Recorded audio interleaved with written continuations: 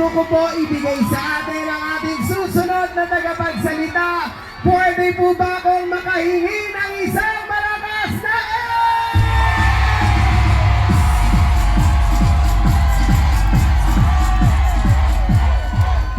At sa mga pagkakataon po ito, isang batang Maynila, Yorme Isko Moreno Tamagoso!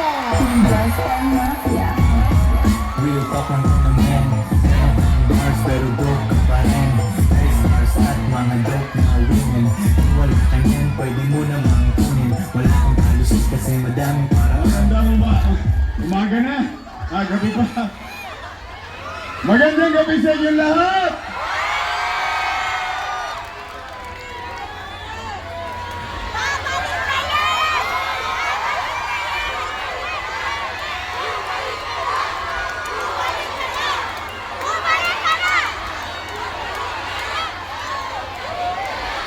Gusto ko yun. Yorme! Bakit? Di bali mawalan kami ng kuryente, bumalik ka lang.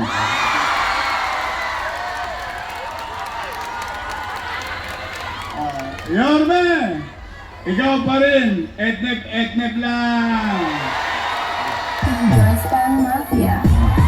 Real talk lang naman. Meron kang bars pero broke ka pa rin. Ano to? A4K. Aroma, solid Yorme, Isko, babalik ka na. Thank you nag-abala pa kayo. Anyway, maraming salamat. At alam ko, masasakit na mga binti ninyo. At mukhang hindi pa rin kayo kumain. Nakakagutom yung amoy. Idol naman natin si Panchito sa si Dolphy. Amuyin nyo na lang. Maraming salamat sa inyo. Ako po kami ni Chia Chensa galing sa District 2. Kaya naman natutuwa ako at nakahabol ako. Maraming salamat. At kayo'y nagbigay ng oras sa amin. Pumanatag naman kayo, mga nanay, tatay ko, mga lolo't lola ko, mga batang Maynila! Real talk lang naman. Meron kang bars pero broke ka pa rin. Kasi nagtataka ko, mukhang ibang-iba ang eleksyon ngayon. Bakit? Nay, tay, ngayon lang ako nakakita, ewan ko kung maalala ninyo na yung incumbent o nakaupo o re-electionista, madaling salita, mas madaling maintindihan, sinisiraan yung challenger. Di ba sa normal na eleksyon, yung challenger, babatikusin yung nakaupo. Tama mali? Nandadalaitin. Halos mapatid na yun. Pinagtataka ko rin, bakit hindi na lang sila mag-report sa taong bayan kung anong ginawa nila? Tama mali? Kasi ang taong naninira kasi walang nagawa. Tama ba? Parang yung kapitbahay mo. Ikaw, gigising ka sa umaga, mag-aayos ka, maglalagay ka ng mga koloretes. Bakit? Papasok ka sa trabaho. Kasi meron kang gagawin. Tama mali? Yung kapitbahay mong tambay, may masabi lang. Tama ba? Ay,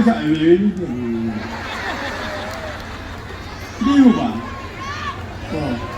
Tapos nagulat din ako na noong October 9, matapos namin mag-file lahat ng candidacy, unang araw, siningil kagad ako ng utang na loob. Ako daw walang utang na loob. Nalulungkot ako, bakit? Nay, tay, ako na magsasabi sa inyo sa akin nyo na marinig. Ano ang personal belief ni Yorme? Ako po ay naniniwala na ang utang na loob ay walang katapusang bayaran. Tama naman. Ganun talaga tayo mga Pilipino. Normal natin yon. Kaya lang, ang utang na loob, hindi sinisingil. Kusang. O sige, pagbigyan natin. Kung ako ba ay hindi lumingon sa kanila at hindi ko naman kinubli sa inyo, sa inyo lahat, lalo dito, ilang beses na ako tumayo sa kanto na ito sa maraming halalan. Ano sinasabi ko? Malaki ang utang na loob ko kay Danny Lacuna. Ngayon, nilingon ko ba? Bilang ganti na ang utang na loob kay Boss Danny, anong ginawa ko? Inaruga ko yung mga anak niya. Totoo ba yun, Yorme? Lalong-lalo na yung mga chairman dito, alam na alam ito. For 20 years, inalagaan ko sa maliit kong kakayanan na itaguyod yung mga anak ni Boss Danny bilang pagganti ng utang na loob kay Boss. O tingnan natin ha, kayo po ang humusga. Basta tayo dito, ano lang tayo dito? Lintok lang tayo, lintok lang. Lifestyle Mafia. Real talk lang to my man. Meron kang bars pero broke ka pa rin. Oo ba? Una, Philip Lacuna. Nakaupo? Nakaupo. Lay Lacuna. Nakaupo? Nakaupo. Dennis Lacuna. Nakaupo? Pangapat, asawa ni ate. Yung head ng MHD. At may awa ang Diyos, pag nakabalik ako, yun ang una kong tatanggalin. Bakit? Dahil ako'y galit sa kanya? Hindi. Dahil pinahirapan niya yung mga nanay ko, yung mga tatay ko, yung mga lolo't lola ko, magpapacheck up lang sa health center, kailangan naka-online schedule pa.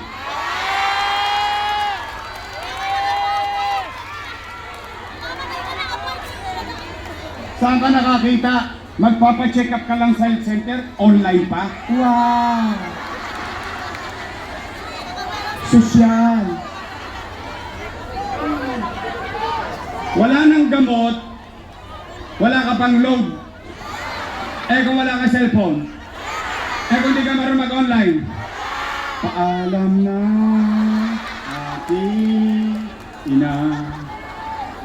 Doesn't make sense.